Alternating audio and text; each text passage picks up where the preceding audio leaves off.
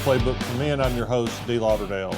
Hey, I bet you're like me and you don't enjoy being around the guy who says, I can't help it, that's just how I was raised, whenever someone calls him out for being a bigot, losing his temper, or just generally being a pain in the ass. Well, you're not alone. Nobody wants to hire, marry, or work for that guy. Blaming your parents or the neighborhood you grew up in only works for boys, not men.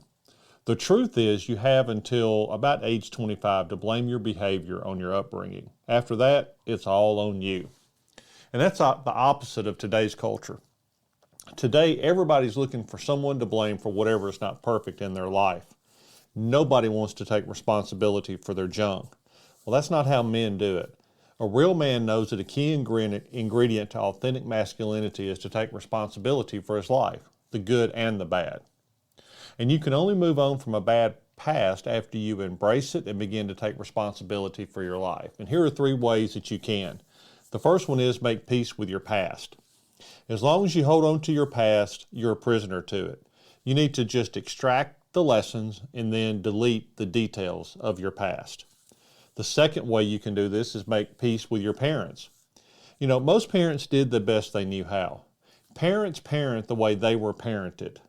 And that's why it's so important to have men who are committed to breaking the cycle of poor parenting in their family history. And here's the last way. Ask people who care about you to call you out when you act like a jerk.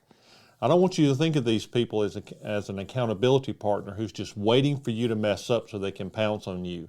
Instead, think of them as your allies who are fighting side by side with you and are trying to keep you alive by telling you when you're about to do something stupid. You should want to keep blaming your upbringing because what that really says is you're good with being a prisoner to your past. And no man should ever allow himself to become a prisoner to anything, especially things that happened in his past that he will never, ever be able to undo. So commit to owning your junk, give up excuses and crutches.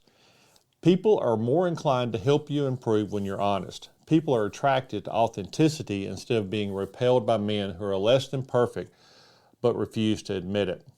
Hey, thanks for listening. If you want to see a written version of this, you can go to the website, playbookformen.com.